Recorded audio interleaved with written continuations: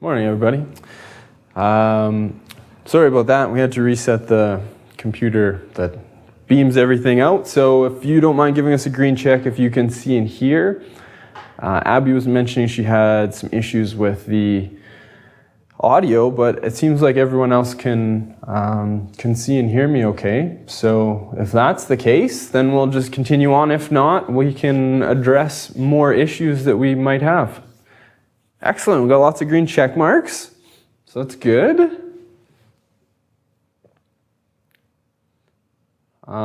Just on the off chance that Abby can't see me or hear me,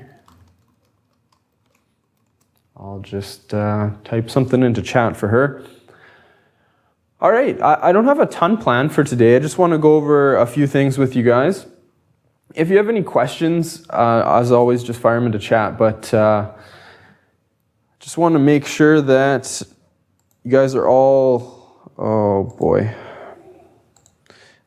you're all on board and understand what's going to go on this week. We have a couple things happening, obviously provincial exam and some other stuff. So I'm just going to give everybody a chance to chime in and chat, and then we will... Okay.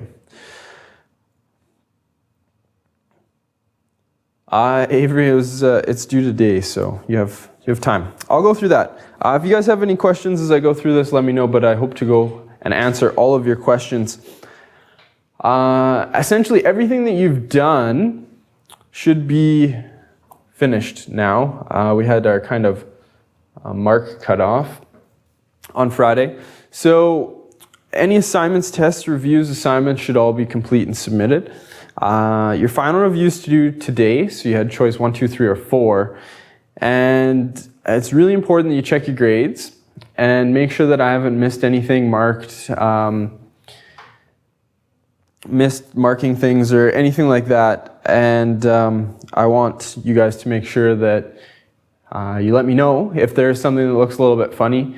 And if maybe along the way I said, hey, I'd omit that for you or something like that. There were some labs that didn't work out and some other things that kind of happened along the course. So if there's something like that that's happened and it doesn't look like it's reflected in your mark, don't hesitate to send me a message and say, hey, Mr. Borden, please remember to omit this, or this looks like it hasn't been marked yet, but I submitted it a long time ago, something like that. And we can deal with that. My marks are due on Wednesday, so we do have a couple days to kind of make sure that everything's good, but I want to make sure that you guys' grades are exactly where they should be. And basically at the end of the day today, I'm just going to kind of lock everything, and that will allow me to get your grades finalized without things changing on me, because as soon as you guys, if you were to go in and write a test or something after, it would affect your mark, and I want to make sure I have the right mark in there. So that's the first thing with your grades. Taylor, I see your question. I'll get to that in a second. Final exam. This is what we've been working up towards. I'm talking about the provincial exam now, not the final review from the course. So it's this Friday, and it's at 1 o'clock at Hollywood Education Center. And that's where we wrote our midterm and had the Heritage Fair, this class one.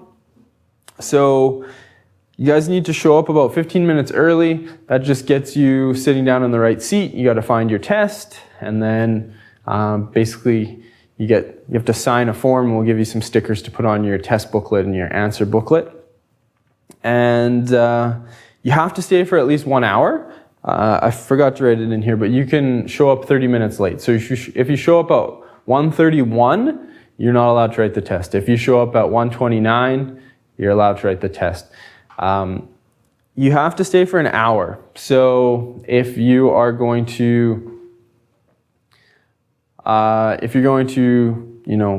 just finish right away, you have to stay for an hour. So the minimum time you have to sit in that room is an hour.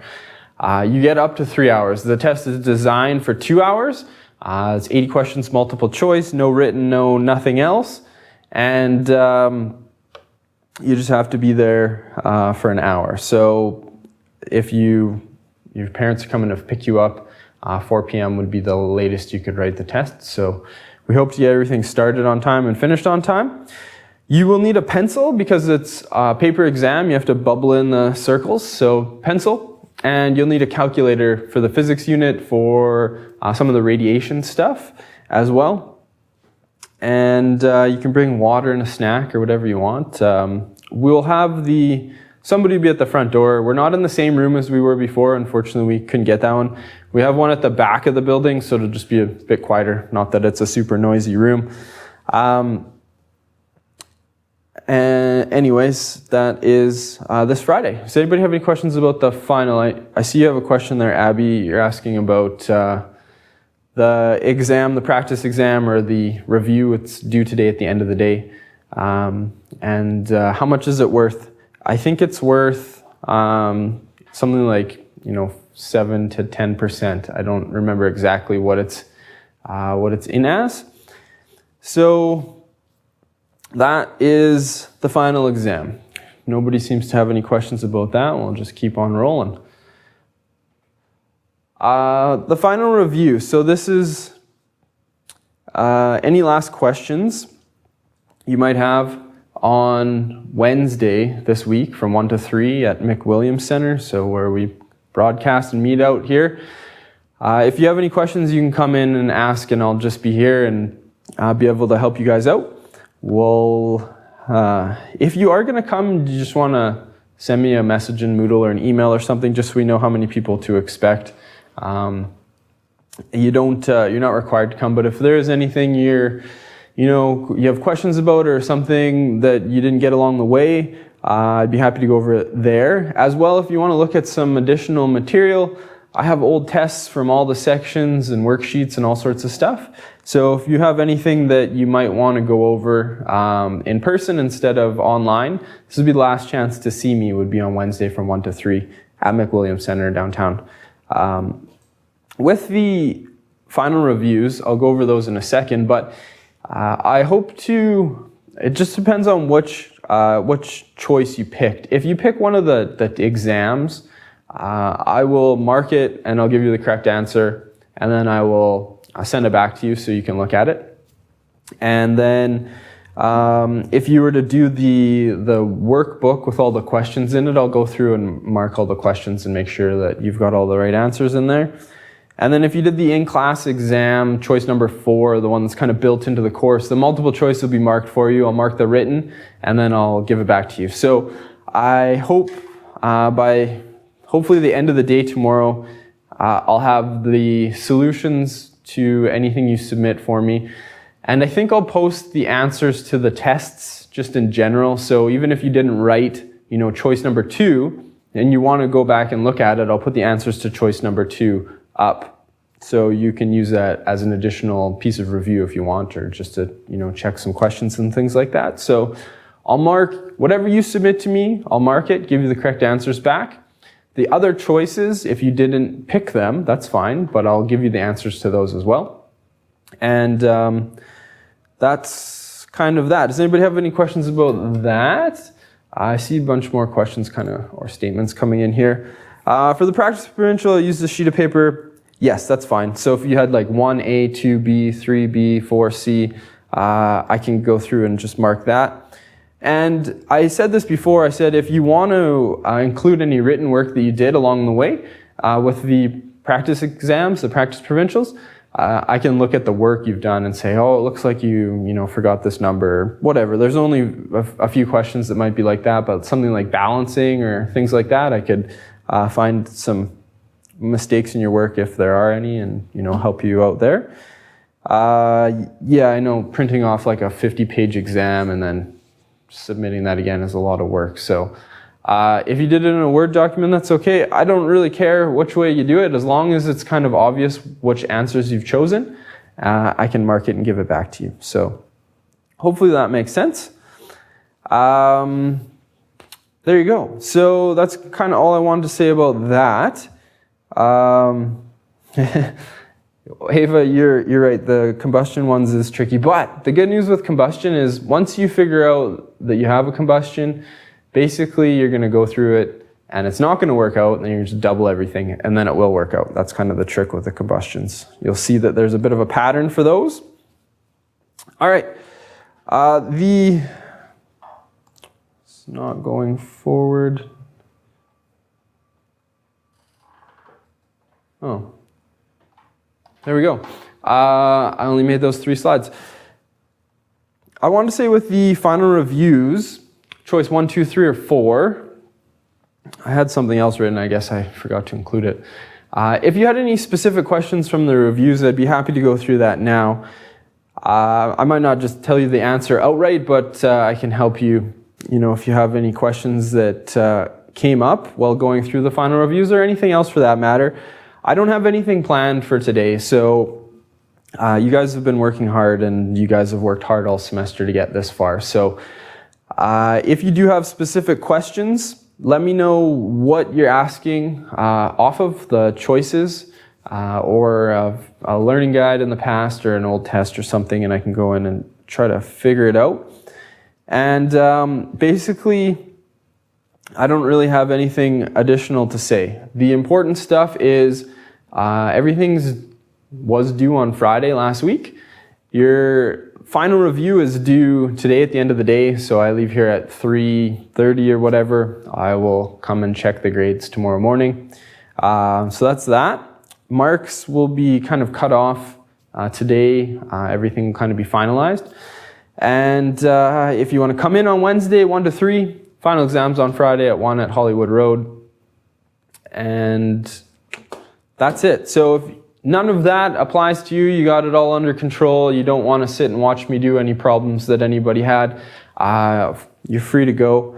I will see you for sure on Friday. And if you come in on Wednesday, I'll see you then as well. So that's that. If you want to stick around and ask some specific questions from any of the practice provincials, reviews, anything like that, I'd be happy to do that now. So as long as there's questions, I'll stick around. If everybody's questionless, then we'll call it an afternoon and or a day, I guess, and you guys can just work away at your practice exam. So, Abby, I got that.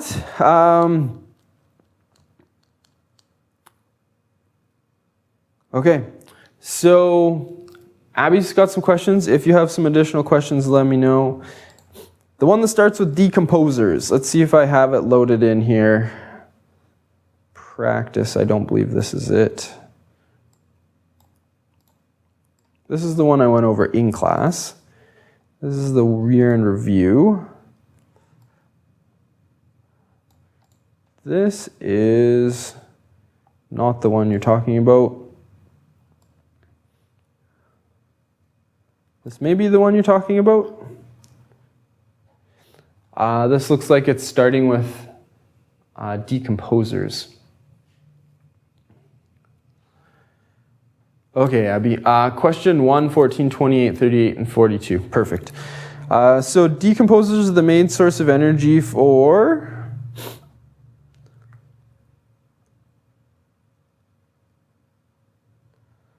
This is a kind of a tricky question, I guess. Decomposers are the source of energy for. So it's kind of a bit of a backwards type of question. You're going to have decomposers. And decomposers feed on all levels of the food chain. So yeah, it's neither. Decomposers aren't the source of energy for either. So the source of energy from both food chains is going to be the sun, if you want to look at it at a very basic level. The bottom of all food chains is going to have some sort of photosynthetic thing. So you're right on that for sure. There were some more questions in here. 14, 28, 38. Let's go down to 14. 14 says, as a result of the deforestation of a tropical rainforest is an increase in...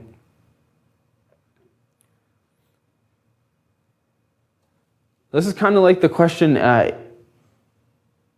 Ava asked the other day about the other exam. Sorry, I just got your other question here, Abby. What are decomposers? So decomposers are detrivores, same thing. They feed on dead or decaying plants and animal matter. They are kind of what recycles everything, all the nutrients in the food chain. So your decomposers are things like beetles and maggots and bacteria are good decomposers. So they take things that are dead, they consume them, release the nutrients back into the soil to get absorbed by plants. As a result of deforestation of a tropical rainforest is an increase of... Okay. Did you want to put in the correct numbers or letters, or sorry, yeah, numbers, and I can do that.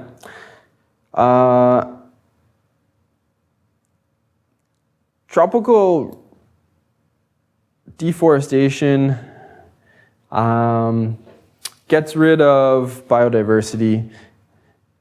Trees are a carbon store, so we don't want that. Oxygen would...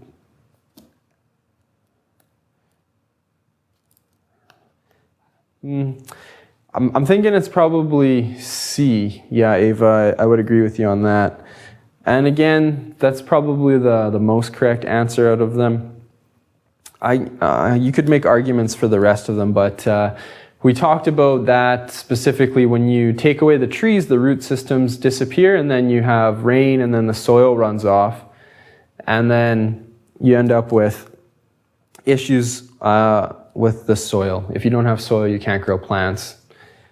And then you have to start primary succession all over again, which is, yeah, that was definitely one of the topics right out of the book. So for sure. 20, 54, and 68. All right.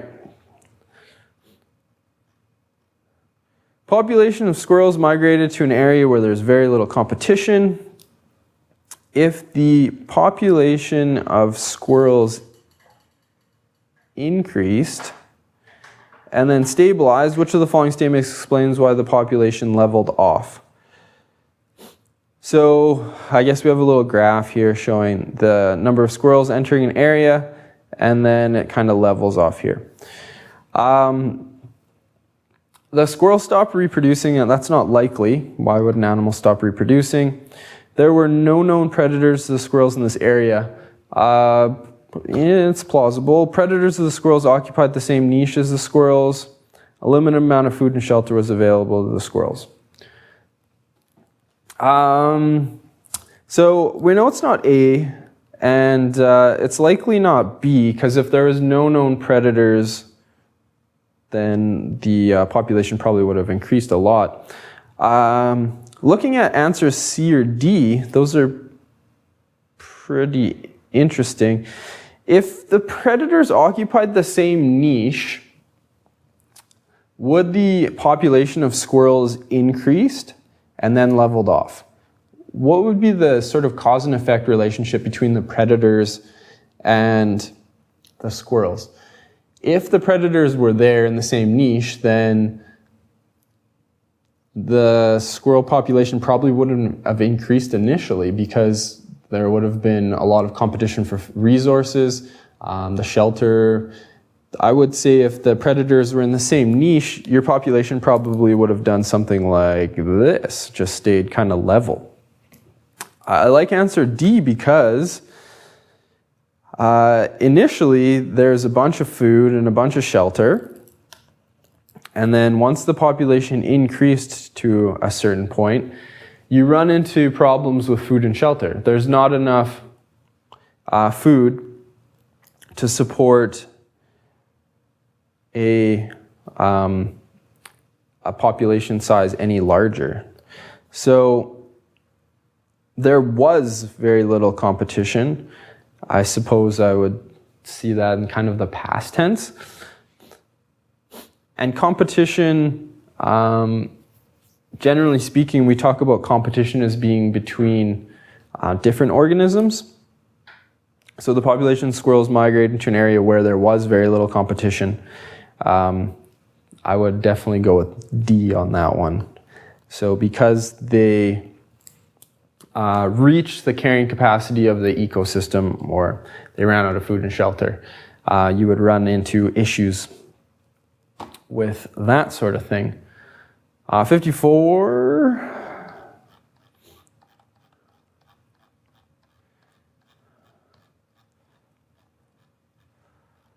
3, 4. Which position time graph shows a constant negative velocity?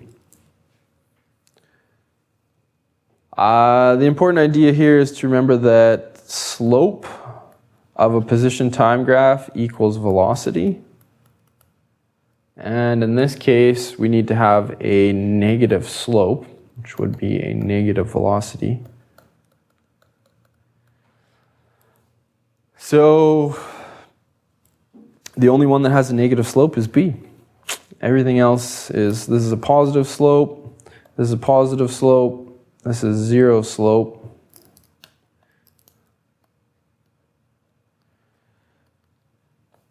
So I'm going with B unless anybody has anything to say about it. I guess you might be a bit confused with letter C if you're thinking of a velocity time graph. This would be a negative velocity, but it's important to recognize that this is a position time graph, not a velocity time graph. What does it mean when it is in the negative quadrant?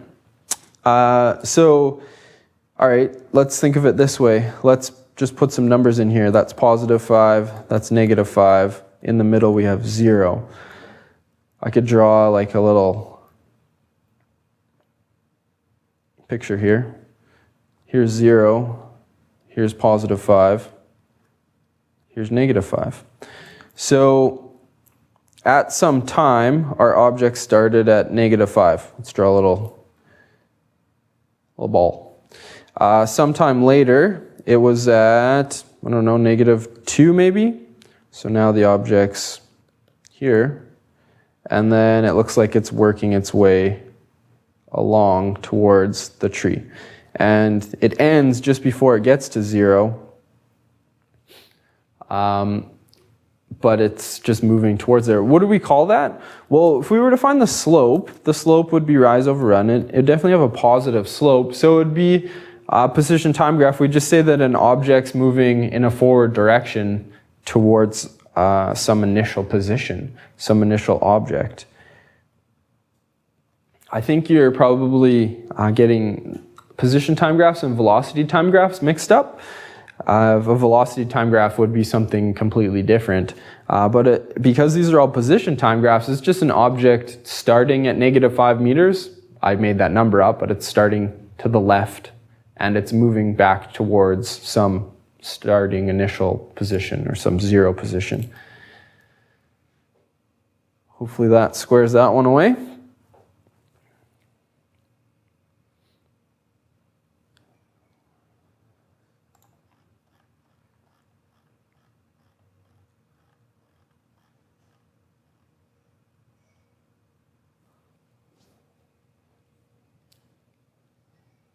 Yeah, definitely, Abby.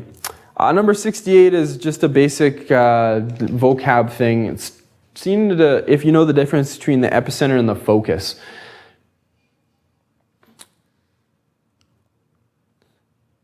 Does anybody remember the difference between... Okay, Avery, thanks. I'll get to that for sure. Does anybody know the difference between epicenter and focus? Which one's which? Because this one is asking specifically about the focus. And of course, epicenter and focus are closely related, but slightly different. So what do we have happening here? The focus of the earthquake. First of all, A doesn't really make sense. It's not really showing anything. And like D is way over here, which kind of doesn't make sense either. So epicenter and the focus. I think the focus is the actual spot on the ground and the epicenter is the spot on Earth's surface, or is that backwards? I can't remember, to be honest with you. Somebody else remember? I could go look it up.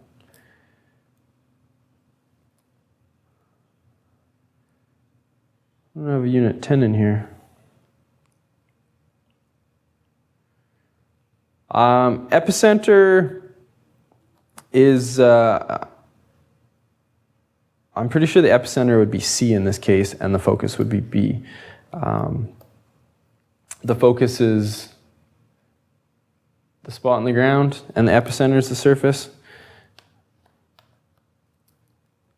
Unit 9876432 I don't know why I don't have unit 10 loaded in here.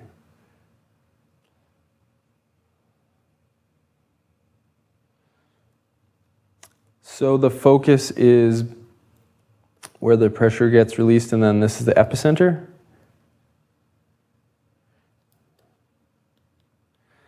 I'm pretty sure that's the correct one. Somebody can go look it up and come back and tell us. I don't want to tell you the wrong thing. I'm pretty confident that's right, though. The B is the focus and C is the epicenter, as opposed to the other way around. I don't want to tell you and be uncertain about it, though.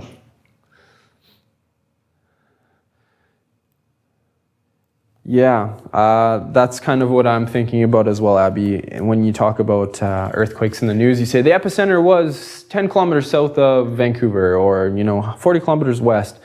We don't usually talk about where the actual earthquake occurred. I'm going to go with that, and if I was wrong on that, I'll look it up later and tell you. But unless you hear otherwise, that's what it is. So we'll go with that.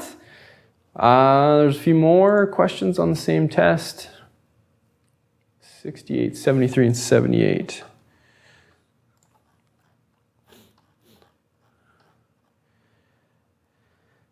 Best evidence for crustal movement at the Mariana Trench is the presence of... it's not even referring to that. Now, this isn't one of those questions where... thank you, Avery. Not just for telling me I'm right, but thank you for checking. This is one of those questions where you are going to have to look to your learning guide I keep calling it the learning guide, your data booklet, and you're going to have to find the Mariana Trench. So I don't see it there, and hopefully it's here somewhere.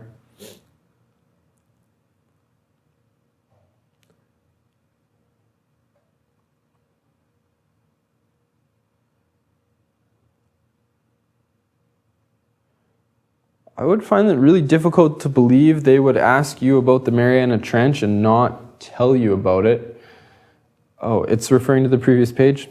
That makes sense.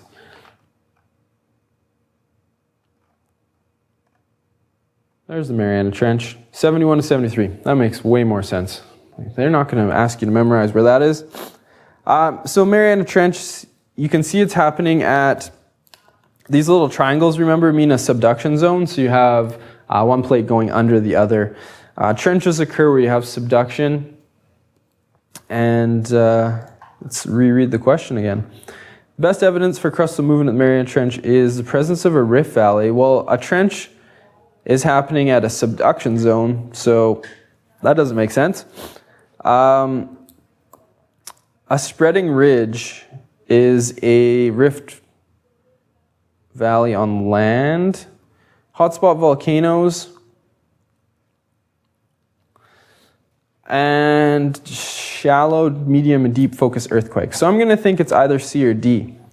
Or sorry, not C at all. Hotspot volcano, remember, is if you have a plate and you have just a spot in the middle. So think about like Hawaii is a hotspot volcano. It's in the middle of a plate, middle of that Pacific plate. So this one's probably going to be D, shallow, medium, deep focus earthquakes.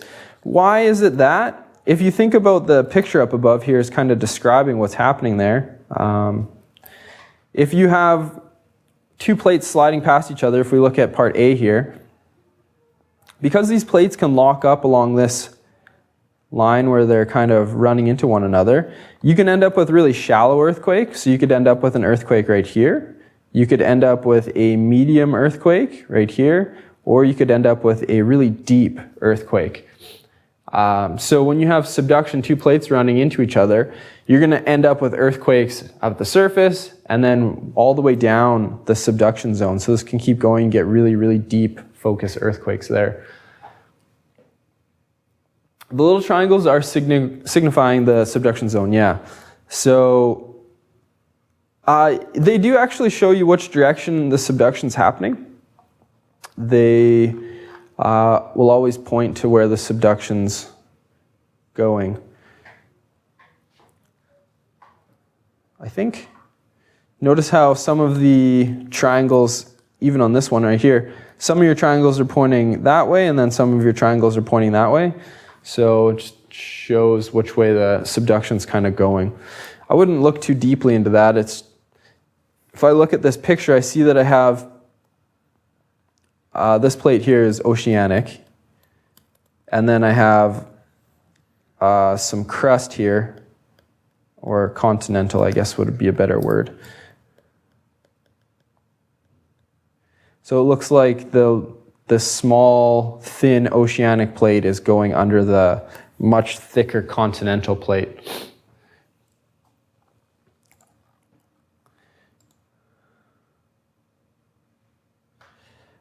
It's not actually... Oh, I see what you're saying. Which one is going under the other?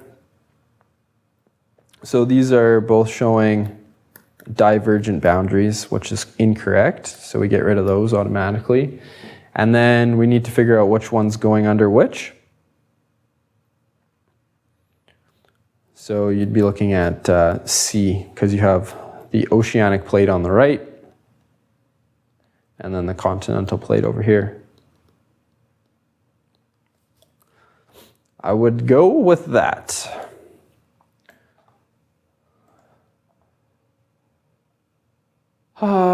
68, 73, 78. Volcanoes are least likely to be found at... All right, so hot spot.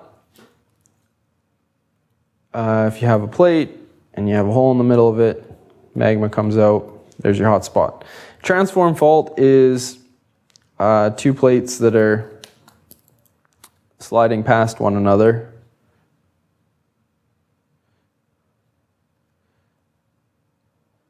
Kind of like so. That one's going that way, that one's going that way. This is transform.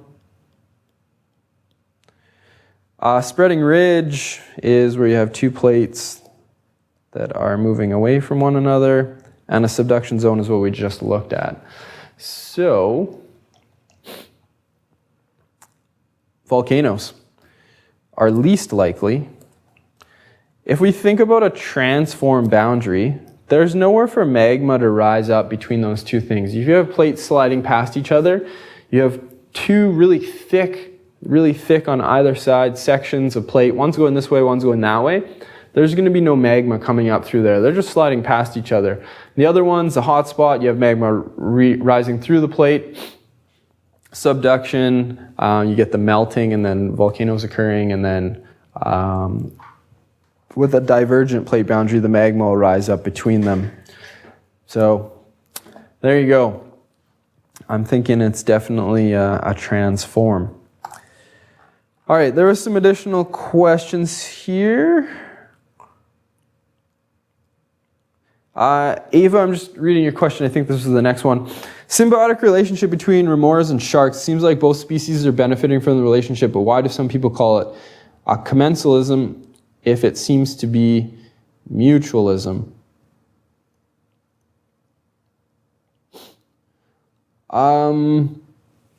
That's a pretty specific example. You're welcome, Abby. The remora is benefiting because it has a place to live, essentially. How does the shark benefit from the remora in the scenario? What sort of benefit is the shark receiving? I don't know specifically that the shark receives a benefit from it. So I don't think the shark is necessarily getting like a cleaning from the remora or anything like that. I think remoras just kind of hang on, and then when there's kind of food around, it eats them. Think about it this way. If a shark didn't have a remora stuck to it, would the shark get all kind of covered in algae and things like that? Or sharks generally, maybe, I don't know, I'm not a shark expert, are they possibly shedding skin and keeping clean through some other method? Maybe they move fast or something like that. I don't know enough about remoras or sharks to comment on that, but I would assume that the remora has the place to live and the shark isn't receiving a great benefit from the situation. So I could see why you would call it commensalism. Basically, the shark isn't receiving a lot of benefit, whereas the remora has a place to live. When the shark starts to eat, sharks are messy eaters, it gets some food, things like that. So I think that's probably where I would go with that. In the case of mutualism, there has to be kind of an obvious benefit for both organisms in the relationship. So you have to have an obvious benefit for the shark and an obvious benefit from the remora. So the cleaning the teeth is, that's definitely going to be kind of mutualism, because the teeth of the animal get cleaned, it removes parasites and food that's kind of stuck in there, and then whatever's cleaning the teeth, like the shrimp or a fish, that receives a meal. So that's kind of a mutualism sort of thing. I think with the remora and the shark, we're assuming that the shark is receiving some benefit, but I'm not sure that it is. But that's a pretty specific example. Could kind of go either way. And again, I'm not a marine biologist, so commenting on that would be difficult. And that kind of leads into not everything's kind of really clean and clear cut. You might end up with some situations where it might not be obvious that one animal is receiving a benefit or not. There you go. Like the shark and the remora symbiotic relationship came up on a test. I don't think they're going to ask something that specific. You would have to know a lot of information about sharks and remoras. Unless they give you a big paragraph explaining that the shark and the remora both receive a benefit, then they're not going to ask a question like that. Now that I've said that, you're probably going to refer to some exam where it actually did come up, but unless it states that the remora is somehow benefiting the shark, I would go with commensalism. Typically with these types of questions, if you know the difference, you're going to be fine. It's not going to be a matter of, fine details and things like that.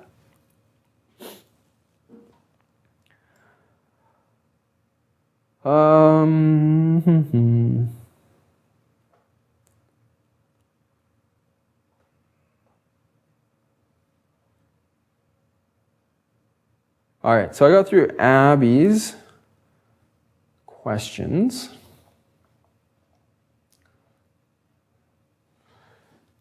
That's not a problem. It's a relevant question. I'm glad you asked. You'd have to go look it up. Avery, you wanted exam number 1. I don't remember which exam is number 1. Is this the exam you're referring to, Avery? The one that starts with, which of the following lists only abiotic factors? I have a feeling it might be. And if that's the one, then I can definitely go through those questions with you. Perfect. Thank you, Avery.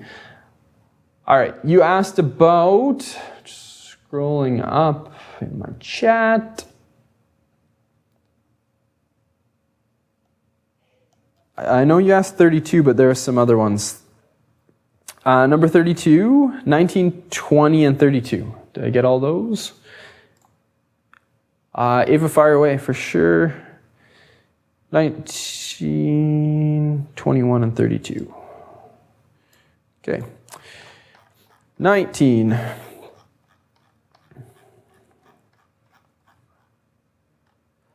Over time, each generation of a species of bacteria can become more resistant to an antibiotic used to fight it, resulting in the antibiotic losing effectiveness. This is an example of... all right, that's a good question. It's a way for the test to kind of test your knowledge of 4 different vocabulary terms. So do you know what predation means? Do you know what extinction means? Do you know what natural selection means? And biomagnification. So predation is where one organism eats all or part of another. Extinction is where one organism ceases to exist. Natural selection is sort of a genetic benefit in successive generations. And then biomagnification can mean a lot of things, but we talked about it specifically in the context of pollution. So as you get higher in a food chain, the concentration of chemicals gets higher as you go up. So which one of those sounds the best in this example? I'm probably going to go with C, natural selection. And why would that make sense? Well, the bacteria is dying because of the antibiotics. So let's say I, give an antibiotic to you and then the bacteria continues to live. Well, the really weak bacteria got killed. The ones that aren't weak, they survived. Now, all of the ones in the next generation are able to survive that type of antibiotic. If I give you a more powerful antibiotic and still more bacteria are able to survive that, well, everything that died, all their genetic information stops. And then everything that survived, their genetic information continues to get passed on to the next generation. And bacteria is a little bit different because of how they reproduce. But that's kind of what natural selection is. Favorable trait gets passed on to successive generations, or genetic information gets passed on. So yes, I would go with C there.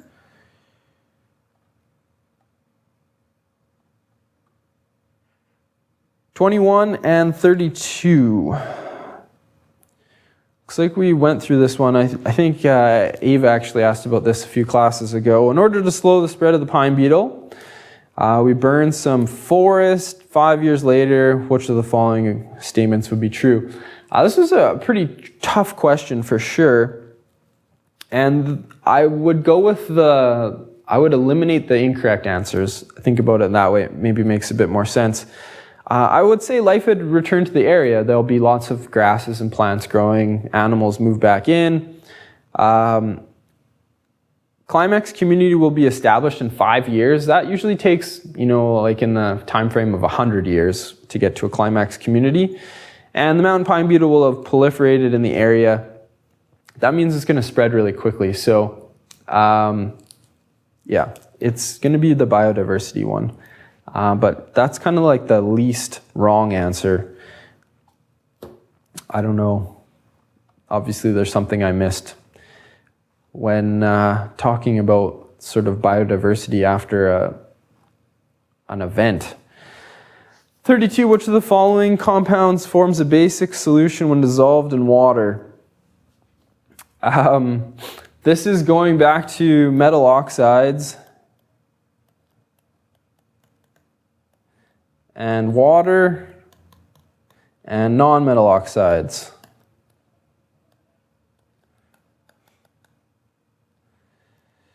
And water. Now, one of them produces an acid and one of them produces a base.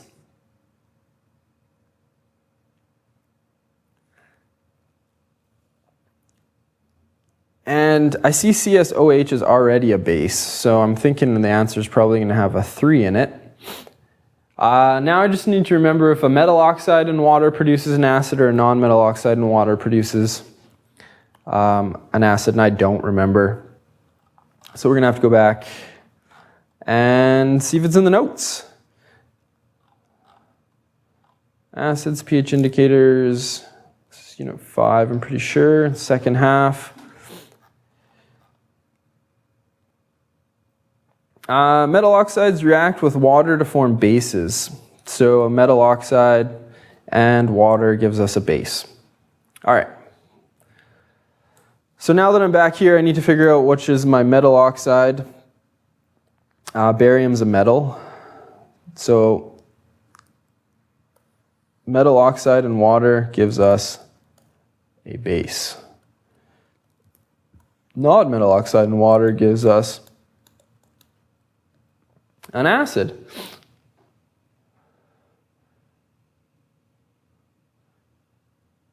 Yeah, so 2 and 3. That's a hard question for sure. CSOH is already a base, so if I dissolve a base in water, it would form a basic solution. CO2 is a non-metal oxide, and that's going to give me an acid when dissolved in water. These are kind of these really obscure things that I don't even remember, but you just need to make a point of memorizing the difference between the two. Metal oxide and non-metal oxide is just that simple. If it says metal oxide, I'm going to have something attached to O. So in this case, BaO. There's your metal, there's your oxide. A non-metal oxide is going to be something like carbon or something from the right side of the staircase on the periodic table. All right. Avery, was that all of your questions? Did I get them all? I know Ava, I think, asked a few questions on the same exam. Earth science stuff. So I can go through that. I'm just looking if there's any other questions.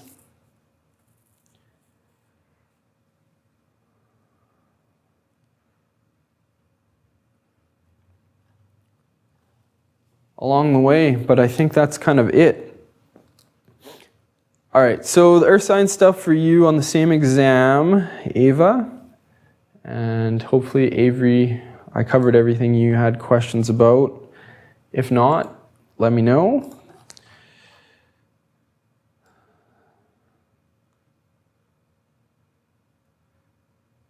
Down to the bottom we go.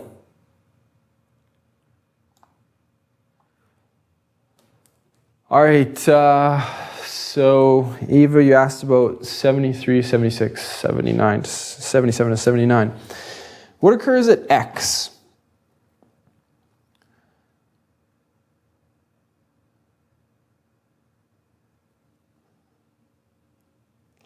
This doesn't seem like a super tricky question.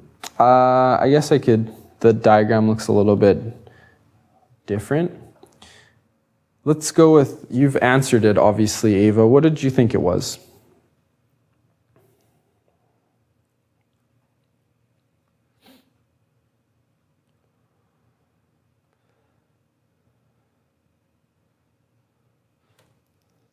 I guess the volcanic island arc is the one that's kind of throwing me off. I have a feeling you probably answered this correctly, you just are a little bit unsure of it. Remember, we have the two plates moving apart because we have magma pushing up.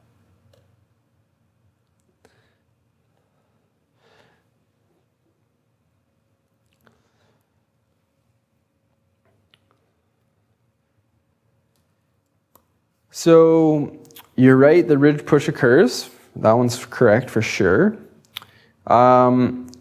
Volcanic island arc don't generally form at divergent plate boundaries. If we look at something like, I know this is sideways. Everywhere there's volcanoes here, you have convergent plate boundaries. So over here, you have two plates coming together, volcanoes in an arc, volcanoes in an arc. The Aleutian Islands are a great example of volcanic island arc up here, where you have convergent plate boundaries. So the answer is B, because you end up with volcanic island arcs happen at convergent boundaries. So get rid of that guy and you're left with 1 and 3. So that makes sense. 76.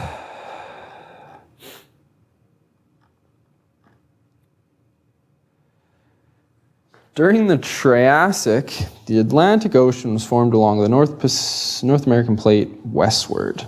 3 diagrams show what was occurring on the west coast of North America 200, 150, and 100 million years ago. Okie dokie. What conclusion can be made about the, holy cow, the Intermontane Belt 100 million years ago? All right, so this is not a nice question, is it? So this is the oldest, and this is the youngest.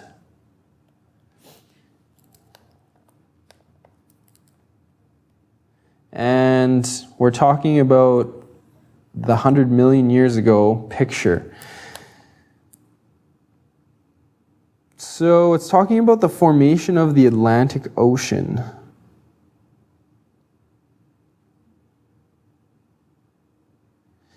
You'll notice here there's no volcanoes. Here there's some volcanoes, and then here there's two sets of volcanoes.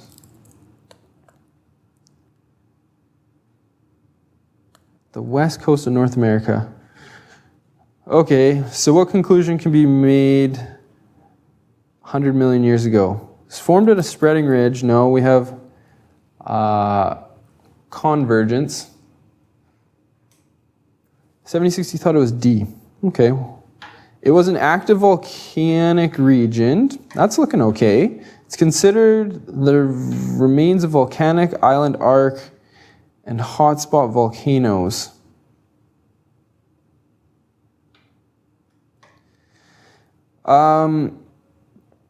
There's not a volcanic island arc really 100 million years ago. These are volcanoes on land, so we don't have islands.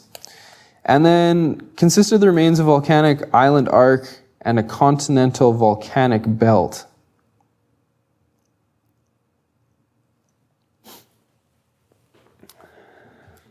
I could see how it would be B or D. You have your volcanic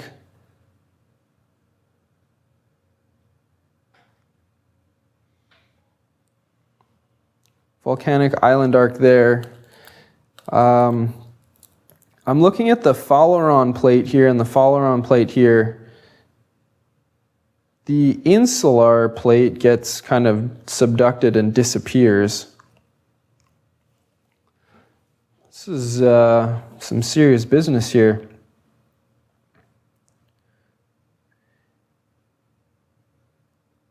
So this volcanic island arc actually gets turned into this one here, I'm thinking.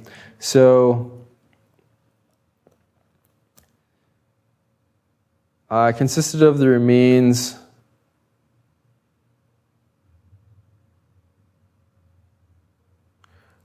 maybe not. It's asking about specifically this belt here.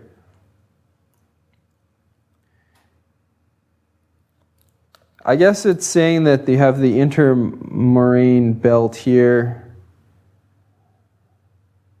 Yeah, so it's going to be D because you have the belt that starts as island arc and then it is now on land because the islands, formed land, and then you have another volcanic belt there. That's all kinds of a tricky question. A lot of sort of processing there. Are they the same or different? If you look at the name of it, it's the same name. It started as islands, and then it kind of created land, and then now it's well onto the land. I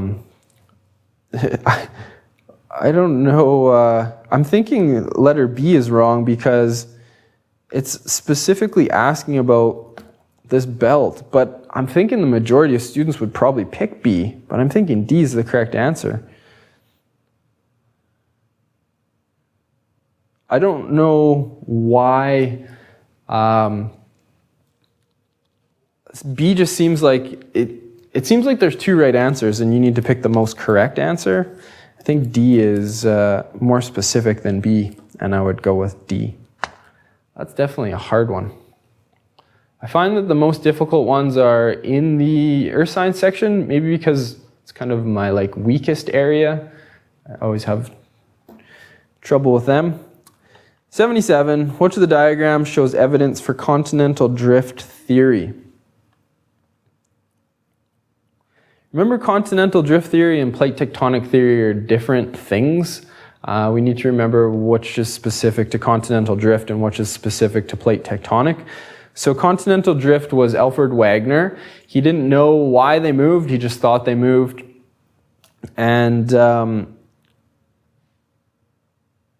he used all of the things here, I believe, diagram 1, 2, and 3. So Pangea matching fossils in diagram 1, and paleoglaciation diagram 3. So that would be D, you're right. Well, diagram 1 is just showing that you have these dinosaur fossils occurring on different continents. So this is, Australia, you have South America and Africa, this dinosaur there. So obviously when you guys get your exam, the diagrams will be nice and pretty and easy to read, but I could see how that would be a bit tricky given that. So 1, 2, and 3. Which of the following Aleutian Islands, 78, which of the following describes this island? Hotspot volcano, island arc volcano, continental volcano, mid-oceanic ridge.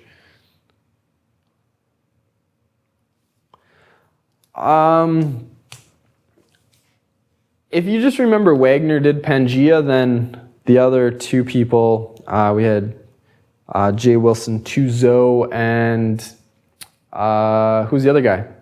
Drawing a blank now. Continental drift theory.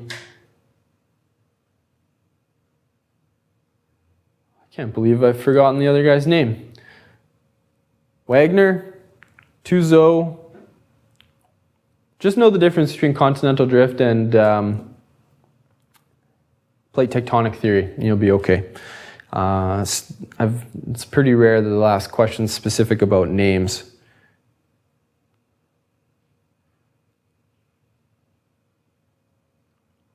Anyways, I can't think of the guy's name. You're right, 78's B. It's an island arc. So you have a bunch of little islands, they're volcanoes, they're arcs.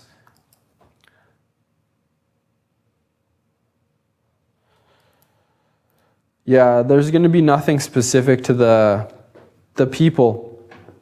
If you know that Wagner was the continental drift guy, you're good to go. That one's good. And then 79, oh boy, talking about the Samoan Islands.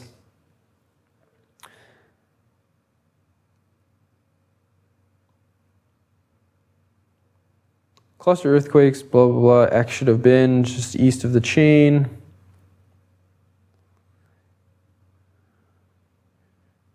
Active